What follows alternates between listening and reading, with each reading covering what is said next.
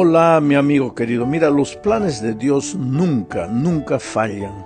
El diablo puede hacer lo que quiera para detener los planes divinos, pero los planes de Dios siempre se cumplen. Por ejemplo, ir a Roma no era solo un plan de Pablo. Dios quería que él fuera a aquella metrópoli gigante y evangelizara al mundo sofisticado de sus días. Pero infelizmente las cosas en este mundo no siempre salen como nosotros las planeamos.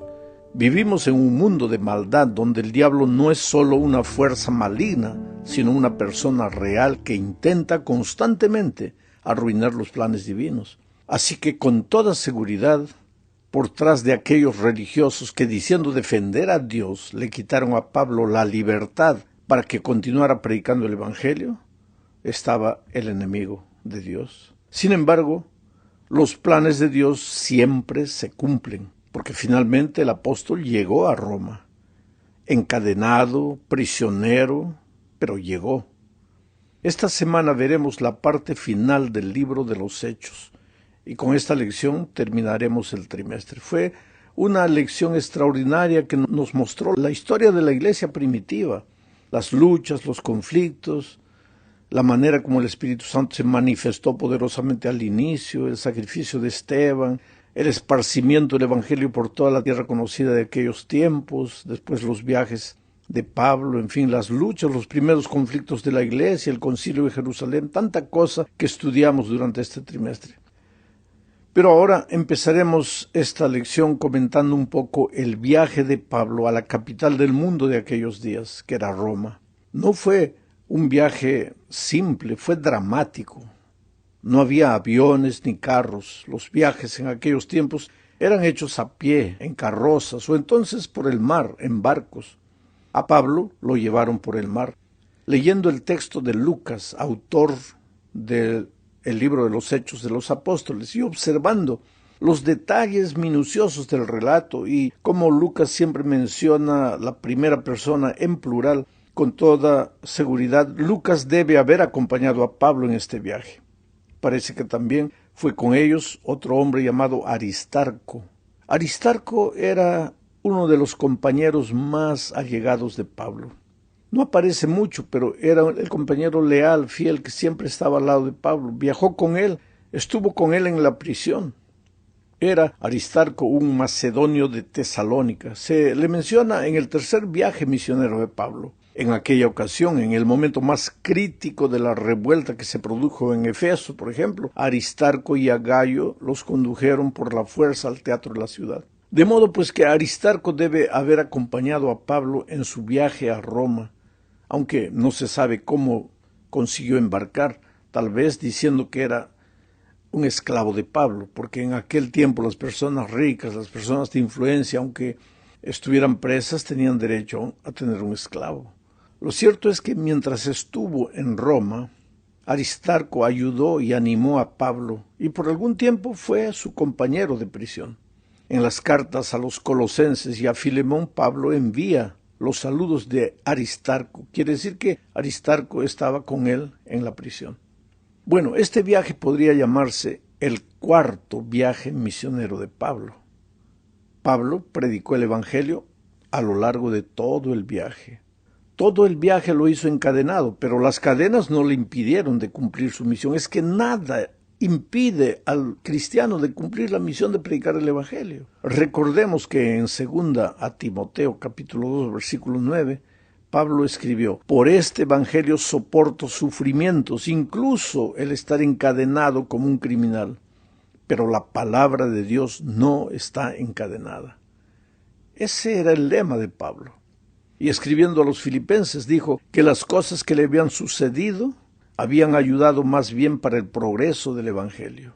Dios estaba presente en todas aquellas circunstancias. El diablo hacía todo para impedir el trabajo de Dios, pero Dios siempre estaba presente. Este viaje por el mar hacia Roma sería un poco diferente de los anteriores viajes misioneros de Pablo, porque en este viaje sus gastos correrían por cuenta del gobierno romano, porque Pablo era un prisionero.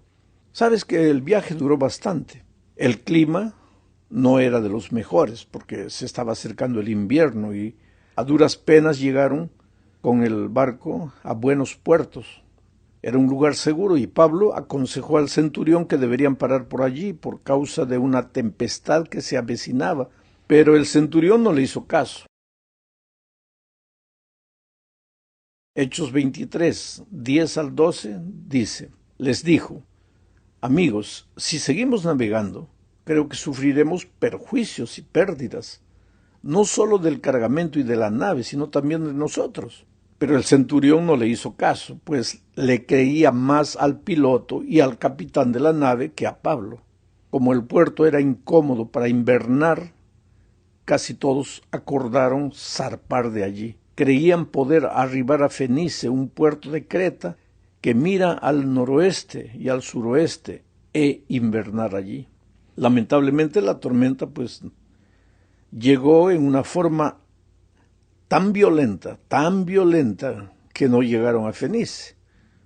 La tripulación no tuvo más remedio que dejar que la nave fuera llevada a la deriva por el viento hacia el sudoeste, lejos de tierra seca. Pero el mar se ponía cada vez más bravo y pronto ya no les quedó más remedio que arrojar la carga por la borda e incluso algunos de los aparejos de la nave. Y todo esto lo hicieron en un intento frenético por quitarse el peso, ya que el barco se estaba llenando de agua. Sabes, la situación era dramática. Después de varios días en el mar, poca visibilidad, lluvias fuertes, vientos huracanados, sin saber dónde estaban y completamente agotados, Pablo le transmitió a la tripulación un mensaje que acababa de recibir de Dios.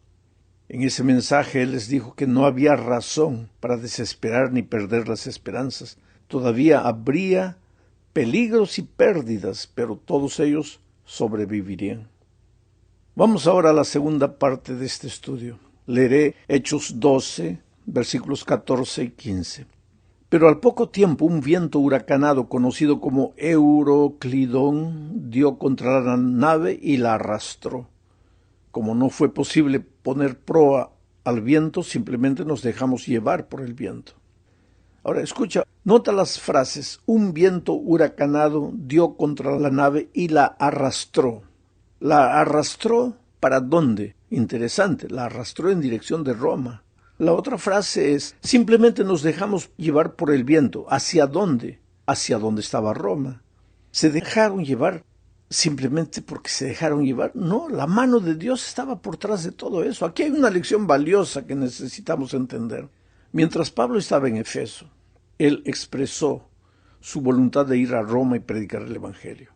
Él sabía que esa era la voluntad de Dios. Después, cuando llegó a Jerusalén y lo prendieron, lo metieron a la cárcel, Pablo, como todo ser humano, se quedó triste porque pensaba que ahora, preso, el plan de Dios de que fuera a Roma, ya no se cumpliría. Pero en aquella ocasión, mira lo que dice Hechos 23:11. A la noche siguiente el Señor se le presentó y le dijo, Pablo, ten ánimo, pues necesito que des testimonio de mí en Roma, así como lo has hecho en Jerusalén. Seguramente que Pablo se quedó medio indeciso. ¿Cómo voy a ir a Roma si estoy preso? Pues esto quiere decir que el plan de Dios jamás se detiene. Pablo llegaría a Roma a como diera lugar. El diablo entró en el corazón de los judíos para impedirle que fuera a Roma y lo encarcelaron. Intentaron matarle, pero no lo consiguieron. Ahora, por mando de Festo, Pablo estaba yendo a Roma y el diablo hizo aparecer la tempestad en el mar para impedir los planes divinos. Pero el texto dice que hasta el viento seguía arrastrando la embarcación hacia Roma. Quiere decir, el diablo puede hacer lo que quiera para obstruir los planes divinos, pero no lo logrará. Y te digo una cosa, querido, si en este momento estás pasando por un momento difícil de tu vida, recuerda esto, el diablo puede hacer lo que quiera para destruirte a ti, para destruir los planes divinos en tu vida, pero si tú confías en Dios no lo logrará. Tal vez pases a la prisión, tal vez estés a punto de ahogarte en el mar de dificultades de la vida, pero eso no importa, el plan de Dios se va a cumplir en tu vida. Ahora vamos al mar de nuevo, con Pablo y 276 pasajeros más. Esta situación era terrible. Y habían pasado 2 semanas en el mar. Era una noche oscura y terrible. La tormenta no disminuía y el barco se encontraba completamente a la deriva. ¿Estarás en este momento pasando por la noche oscura de tu vida? ¿La tormenta llegó a tu vida? ¿Tu barco se encuentra completamente a la deriva? No desesperes. Vamos a leer Hechos 27, 39 al 44. Es un poco largo, pero aquí está la narración completa. Dice, al llegar el día, no reconocieron el lugar, pero vieron una ensenada que tenía playa y acordaron hacer el intento de encallar allí. Soltaron las anclas y las dejaron en el mar. Soltaron también las amarras del timón, izaron el viento de vela de proa y se enfilaron hacia la playa. Como encontraron un lugar de 2 corrientes, hicieron encallar la nave. Allí la proa quedó inmóvil y enclavada en la arena, pero la violencia del mar hizo pedazos la popa. Entonces los soldados acordaron matar a los presos, para que ninguno tratara de fugarse nadando. Pero el centurión quería salvar a Pablo, así que les impidió su intento y ordenó que los que supieran nadar fueran los primeros en echarse al mar para llegar a la tierra, y que los demás usaran tablas o algunos restos de la nave. Fue así como todos pudimos llegar a tierra y salvarnos. Este relato es de Lucas. Lucas estaba ahí en ese grupo también. Ahora, ¿a dónde llegaron? Esa es la tercera parte de la lección. Aquella isla, que fue la tabla de salvación para Pablo y el resto de los pasajeros, se llamaba Malta. Hoy se la conoce como la Bahía de San Pablo. La isla de Malta es un lugar muy interesante. Durante la Segunda Guerra Mundial esta isla era muy mencionada en los titulares de los periódicos. Fue el sitio más bombardeado debido a la situación estratégica en el mar Mediterráneo. La gente de aquella isla no conocía a Dios, pero sin conocer a Dios fueron hospitalarios con los náufragos. ¿Cómo deberíamos ser hoy los que sí decimos conocer a Dios? Bueno, en Malta sucedió el accidente de Pablo con la serpiente. Él fue a buscar leña, porque era de noche, estaba haciendo frío, prendieron una fogata y una hoguera. Él fue a buscar leña y fue picado por una culebra. Ahora, la gente del lugar, supersticiosa como era, pues creyó inmediatamente que Pablo debería estar siendo cobrado por la justicia divina, por algún pecado inconfesable que había cometido. Ellos pensaron que los presos se habían salvado de morir en el mar, pero Pablo no se podría salvar de morir mordido por la serpiente. Sin embargo, el apóstol no murió. Y ahora los habitantes quisieron convertirlo en su propio Dios. Pablo, lógicamente, no aceptó las honras humanas. Se hospedó en la casa de Publio, la autoridad del pueblo, y pasó allí 3 días y sanó al padre de Publio, que estaba enfermo. Lucas no relata conversiones sucedidas en Malta, pero es de imaginar que él ya no da muchos detalles porque está llegando al fin de su libro. Sin embargo, pues es evidente que el pasaje de Pablo por Malta fue una bendición para los habitantes de allí. Vamos a la cuarta parte. Después de 3 meses, finalmente Pablo y sus compañeros llegaron a Roma. Llegaron a Puteoli, llamada hoy de Puzzoli, en la bahía de Nápoles, donde de ese lugar ya pues Pablo y sus compañeros viajarían a Roma por tierra. Ahora, la noticia del arribo de Pablo llegó rápidamente a Roma y desde allí un grupo de creyentes viajó varios kilómetros al sur para darle la bienvenida a Pablo. Aunque nunca había estado en Roma, el apóstol tenía muchos amigos en la ciudad, colaboradores, conversos, parientes, muchos otros que le eran preciados.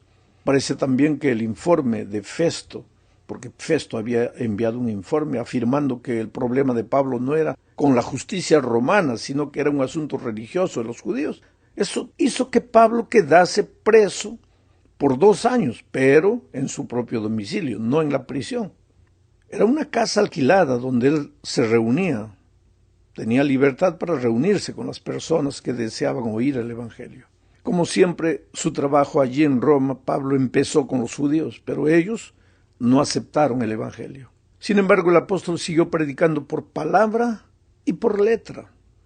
Fue desde esa casa, preso, que Pablo escribió las epístolas a Filipenses, Efesios, Colosenses y Filemón. En todo tiempo Lucas y Aristarco estuvieron con él, y Timoteo lo visitaba con frecuencia. Llegamos al fin de este estudio del libro de los Hechos de los Apóstoles. El libro de los Hechos nos cuenta el movimiento y el progreso del Evangelio desde el principio hasta su expansión a los confines de la tierra, que para la gente de aquellos días era Roma. ¿Qué es el Evangelio que Pablo predicaba? Recordemos que en el huerto del Edén, el hombre dudó de Dios y la duda lo llevó a la desobediencia. El camino de regreso a Dios tiene que ser por la fe, ya que el camino para alejarse de Dios fue la duda. El camino de regreso tiene que ser la fe. Y fe significa confianza, que es todo lo contrario de la duda. Esa confianza te conduce a la obediencia. Como Pablo dijo en su epístola a los Romanos, capítulo 1, versículo 5. Por medio de Jesucristo recibimos la gracia del apostolado para que por su nombre llevemos a todas las naciones a obedecer por la fe.